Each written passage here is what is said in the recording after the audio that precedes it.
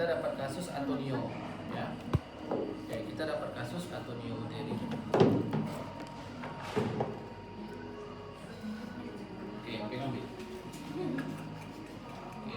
kita dapat kasus Antonio Uteri. Oke.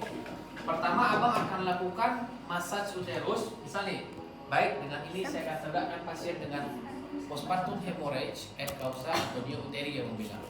Maka dengan ini pasien akan saya pasang infus NaCl 20 tetes per menit. Saya akan pasang oksigen 3-4 liter per menit. Kemudian saya akan melakukan massage uterus. Massage-nya kan di bawah karena bayinya udah lahir. Jadi kita massage-nya di bawah. Massage uterus sambil bilang kita akan memasukkan oksitosin 20 sampai dengan 40 IU dalam NaCl 500 cc. Oke.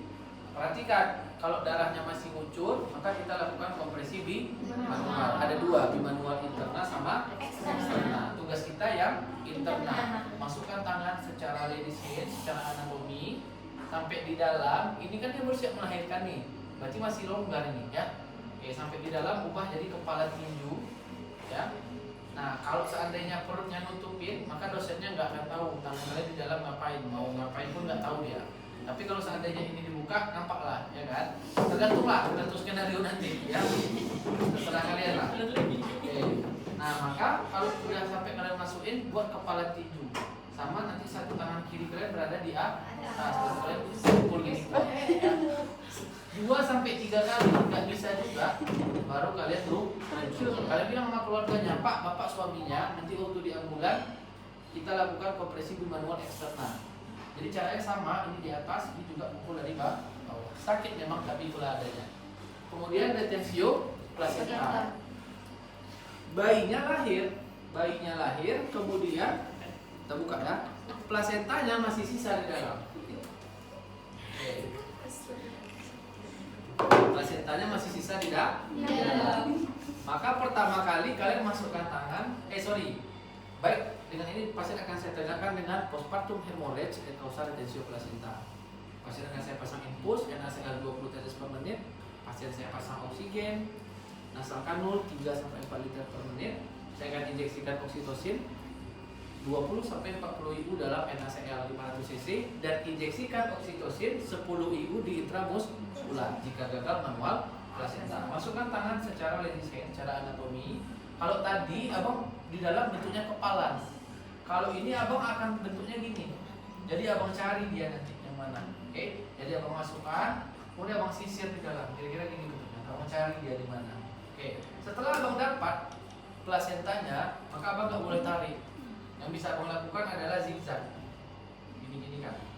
Gini-gini kan dulu sambil dorong ke arah bawah. Oke. Begitu dia dapat keluar, baru tinggal diputar-putar gini kan. Dan baru keluar semua. Oke, sekarang kita ke partus normal. Oke, ada pertanyaan? Bang, ada tunggu taruh Pak.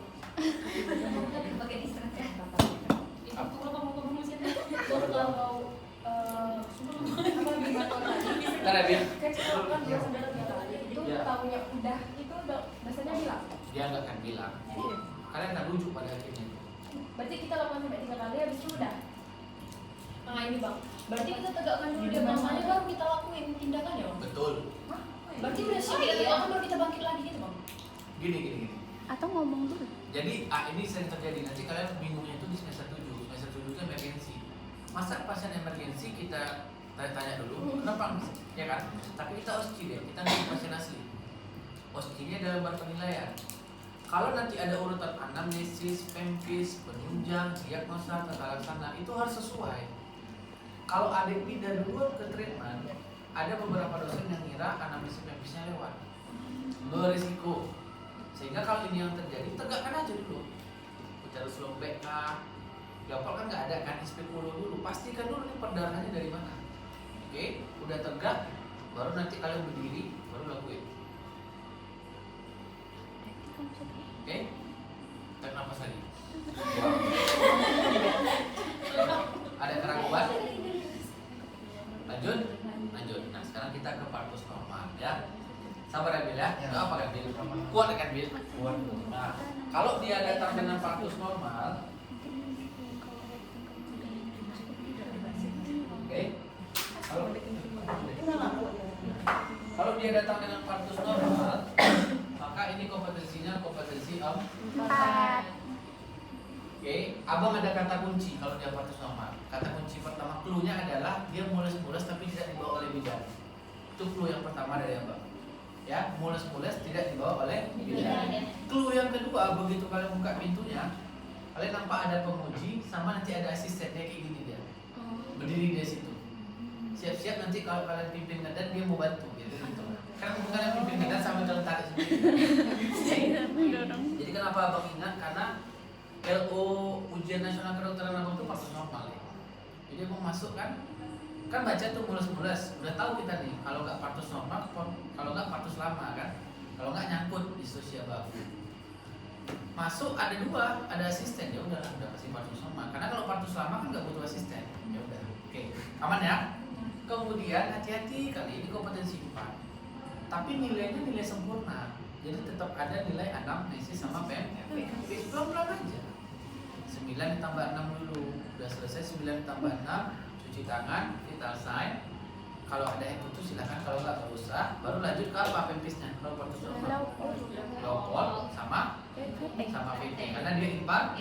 SP dulu nggak? Nah sekarang ini yang penting dari partus normal. Waktu kalian VT, kalian wajib bilang 6 komponen yang harus kalian periksa. Pertama, menilai dilatasi dari cervix, kemudian penipisan cervix, kemudian konsistensi, kemudian arah, kemudian ubun-ubun kecil, kemudian ketuban. Kalau abang, gimana caranya masukin tangan? Baik, saya akan mengurus pemeriksaan vaginal tujer dengan menilai dilatasi, penipisan, konsistensi, arah, ubun-ubun kecil arah jam berapa, sama ketuban sudah pecah atau belum. Jadi tangan kita kan di dalam tuh, nggak nampak sama dosennya. Mainkan aja ya kan, itu masuk ya. Yang penting pakai hand scope, oke? Nah, ini kenapa kita periksa ini coba? Tujuannya adalah tahu kita kapan kita boleh mimpin ngedan, kapan kita nggak boleh mimpin ngedan. Jadi syarat pimpin ngedan itu adalah syaratnya itu ada 3. Yang pertama, pembukaannya itu sudah 10 cm. Kemudian ketubannya sudah pecah. Ada lagi namanya syarat mutlak. Kalau ini nggak ada, walaupun ini 2 udah terjadi, nggak boleh juga mimpin ngedan. Yaitu ubun-ubun kecil harus arah jam 12.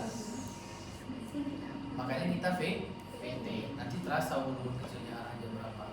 Kalau misalkan ubun-ubun kecil arah jam 12, ketuban udah pecah tapi pembukanya masih 8, boleh nggak kita paksa? Nggak boleh juga lah, nanti ruptur cervix ya. Jadi orang di bertiga harus saling melengkapi. Kalau nggak bisa.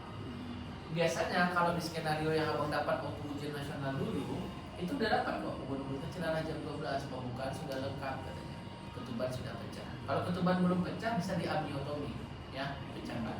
Nah, yaudah sekarang kita mulai. Oke. Nah ini udah terlepas ya. Nah ini sekarang kita gabungan lagi lah dia. Nah, siap-siap nanti mau lahir kan. Nah intinya kalau kalian mau ngelahirin bayi, saya akan melakukan, sorry ya ini pakai tangan kiri karena abang berada di samping kiri pasien biar kalian nampak aja ini, jangan dicoba, jangan ditiru ya. Masukin, baik saya akan lihat ada pembukaan, penipisan, konsistensi, arah cervix, kemudian arah ubun-ubun kecil, dan ketuban sudah pecah atau belum. Dosennya bilang sesuai yang abang bilang tadi. Baik, karena ubun-ubun kecil sudah arah jam 12, pembukaan sudah lengkap dan ketuban sudah pecah, maka kita akan memimpin ngedan. Bu, kita partus normal ya, Bu, kita akan melahirkan normal. Oke, posisikan ibu litotomi, pasangkan semuanya, Bu mengedan. Nah, ketika dia mengedan, yang paling penting kalian pegang itu adalah bagian perineum. Jadi biarkan dia mengedan. Oke, bentuknya gini kan. Tujuan kalian pegang perineum ini adalah biar dia tidak robek. Keluarkan. Nah, karena ini lubangnya kecil. Oke, sini Bil. Ini tangannya Bil. Buat lingkaran itu Bil. Nah, agak ini Bil, agak kecil Bil. Vagina orang ini Bil. Itu bukan vagina kerbo ya kan. Nah, ini dia. Nah, kira-kira gini, oke? Kemudian kalian tahan nih perineumnya. Nggak apa-apa, suruh aja dia ngedan, jangan ada gerakan lain. Gerakan kalian cuma tahan perineum aja. Nanti asistennya akan dorong kok. Dorong sampai kepala lahir. Tetap tahan di perineum. Ketika kepala lahir, nggak usah dipegang apa-apa. Nanti dia akan melakukan paksi luar dengan sendirinya. Oke? Nah, setelah itu baru siapin. Sorry, belum. Setelah itu baru kita lahirkan bahu. Bahu mana dulu? Anterior, bahu atas. Lahirkan bahu anterior, lahirkan bahu posterior. Tarik bawah, tarik atas. Ketika bahu udah lahir, jangan pegang kepala lagi, tapi pegang bahunya. Keluarkan. Ini namanya kala 2. Oke, kala 2. Udah gini dia kan? Dan pegang dulu. Berarti sebagian ini masih di dalam, ini ngambil. Oke. Maka tugas kalian adalah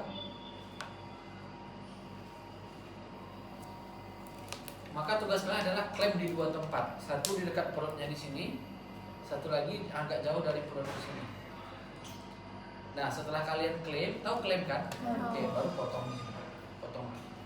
Nah, setelah terpotong, bayinya dibersihkan bagian jalan nafasnya, kemudian dirangsang taktilnya sampai dia nangis. Setelah dia nangis, kemudian setelah dibersihkan, kasihkan dia ke ibunya untuk inisiasi menyusui ini. Oke, kita masuk persiapan kala 3. Hati-hati di sini sering miss. Missnya adalah sebelum mulai menarik ini, wajib kalian suruh perawat yang ada. Kita akan melakukan injeksi oksitosin 10 international unit intramuskular. Setelah itu masuk, baru boleh kalian tarik. Ini kan lagi Bil. Ya udah sama kok kayak tadi dia. Sisir kan, kemudian putar-putar sampai ini keluar semuanya. Udah selesai. Sampai sini jangan stop dulu.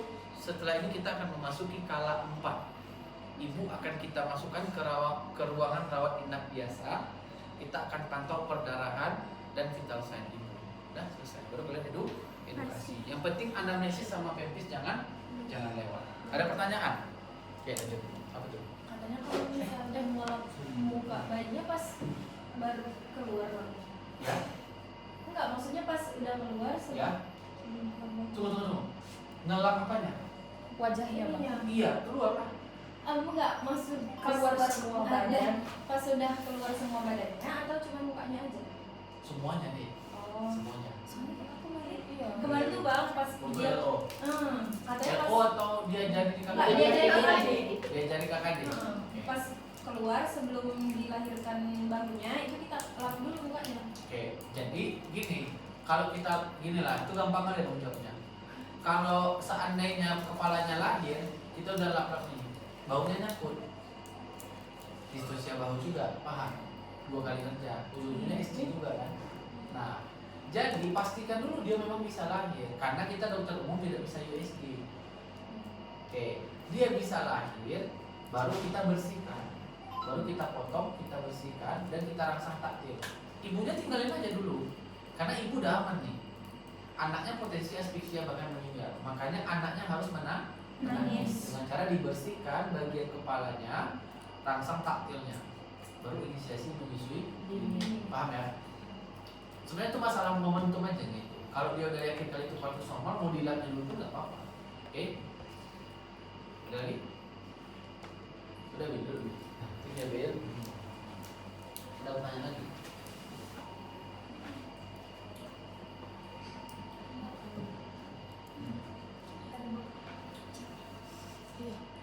Oke, kalau nggak ada kita udah selesai. Terakhir akan ada Itu Bang, kita tadi lihat penyuntikan ya Bang intramuskular ya. Itu kita beneran kita suntikan atau kita cakap aja? cakap aja. Karena kita sambil action kan.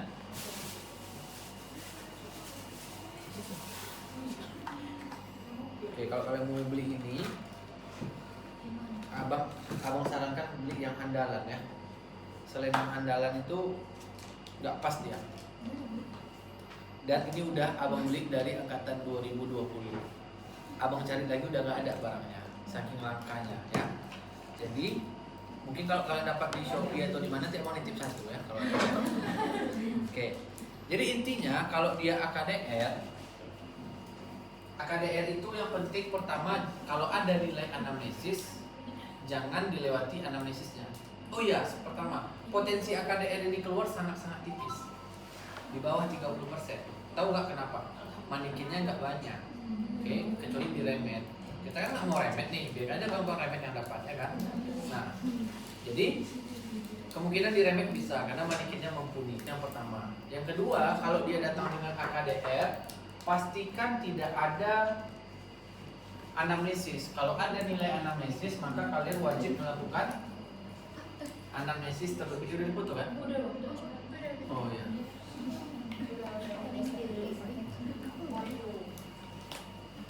Belum mau. Pastikan kalian anamnesis terlebih dahulu dengan menanyakan niat dia pakai kontrasepsi ini apa? Apakah ingin menunda kehamilan atau ingin menjarangkan kehamilan? Ya. Kalau menunda bisa jadi dia belum punya anak sama sekali. Masih mau kerja lah, nanti aja lah hamilnya. Oke. Kalau menjarangkan berarti dia udah punya satu anak atau lebih. Jadi anak berikutnya agak-agak 5 tahun lah dok gitu ya. Kalau menunda cara ingatnya pakis. Jadi pil, AK, kondom, implan, suntik. Nah ini silang aja karena kita di OSI ingat 2 di atas saja. Kalau dia menjarangkan ingatnya anak SMP, AKDR, suntik, mini pil, sama pil ya. Oke. Nah dia akan bilang tuh, dok saya pengennya menjarangkan. Oh iya yaudah, berarti pilihannya AKDR. Ibu bersedia katanya. Oke siap-siap lah. Kalau dia udah bilang bersedia, berarti nilai anamnesis kalian udah ada. Oke kalau ada pempis kerjain dulu pempisnya. Oke. Yang bisa membantu kalau AKDR ini adalah ingat aja nama alat-alatnya. Kalau kalian ingat nama alat-alatnya, pasti kalian tahu step berikutnya apa. Kalau abang ya cara belajarnya, pertama litotomi, pasti ini posisi ibu. Yang kedua pasti inspekulum. Yang ketiga tenekulum. Yang keempat D. Yang kelima IUD set. Yang keenam adalah benang. Benangnya itu dipotong. Harus punya ini di mindset kita. Jadi kita setelah ngambil alat ini, ngambil alat ini. Contoh, ya. Pertama kita posisi litotomi. Oke, kemudian pasien akan kita pasang inspekulum. Kan tahu kan tanikulum kan? Tanikulum tahu kan? Tahu. Yang ada jepitannya. Ya, nanti kalian masukin tanikulumnya. Nanti ini kan porsio. Kalian jepit di arah jam 11 atau arah jam 1. Tahu nggak tanikulum yang mana? Dia kayak panjang, kayak gunting, tapi di ujung itu ada gini. Ya, tanikulum. Setelah itu baru masukin keluarin lagi, tengoklah darahnya. Karena kan dia menstruasi kan harusnya. Di hari Iyalah, dia dipasang pada saat menstruasi kan, AKDR. Oke. Kemudian apa lagi? Setelah kalian tarik sondenya, dapat ukurannya, baru kalian ambil IUD set. Nah, ini yang penting, ini yang paling susah nih. Jadi ginilah dia, ini pelan-pelan ya. Oke, jadi dia nanti kan bentuknya gini. Jadi pertama kali kalian dapat bentuknya gini, dalam plastik. Ini dia. Ya, gini. Nampak ya? Nampak semua ya? Gini. Oke. Ini abang anggap ini dalam plastik ya. Ini bentuknya. Ini abang buka setengah, tujuannya biar kita mudah nih narik-narik di sini. Oke. Ini kita nggak boleh pegang, jadi kita hanya boleh rekayasa di dalam plastik. Oke, sekarang coba biar ini. Ini abang mau nyontohin aja dulu. Nah, caranya kayak mana bang? Caranya adalah kayak mana caranya si sayapnya ini bisa masuk ke lubang ini, kan gitu kan? Oke, berarti caranya itu adalah pertama kalian tusuk dulu ke arah depan. Dah. Udah kalian tusuk ke arah depan, berarti sayapnya berada di atas dong. Tabungnya berada di bawah sayap tadi.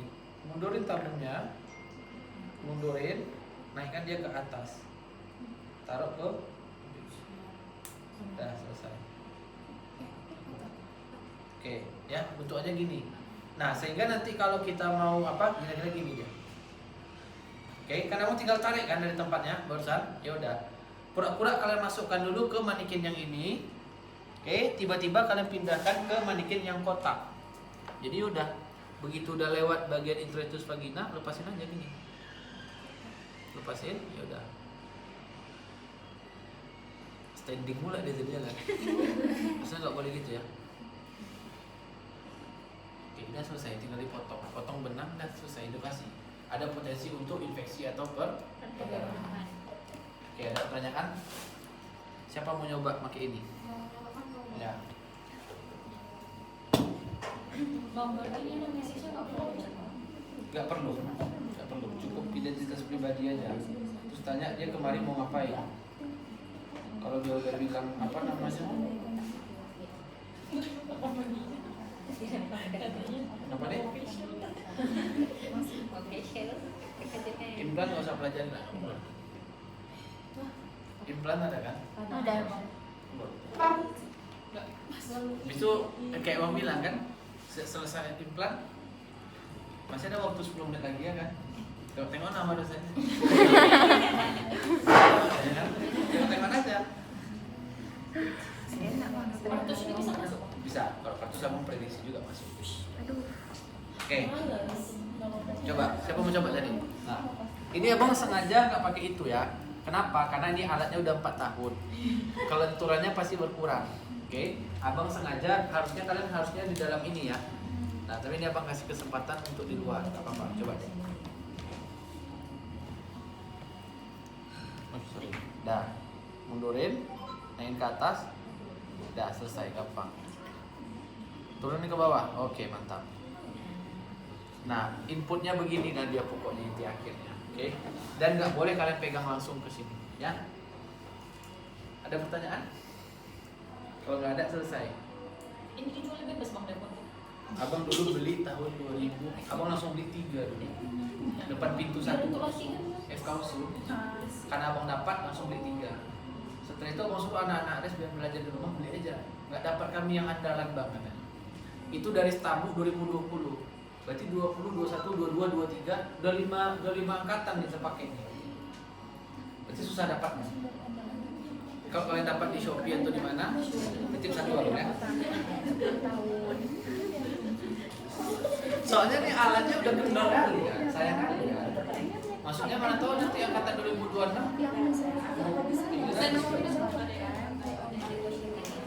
Oh ini yang sudah beli Shopee. Kau mau lah tengok. Apa namanya? Ada ini pel. Tahu jadi Pil ya. Berarti menunda kehamilan ya. Pil duluan. Oke. Ada nggak mau kalian tanya? Oke, kalau nggak ada kita tutup ya. Nanti kita online ya, gini ya. Kemungkinan besar kalau abang besok polinya nggak rame, Apa? Ya. abang besok pagi bisa zoom dengan kalian sekitar jam 11. Karena abang jam 1 besok start lagi. Ngajar anak 2, 3 ya.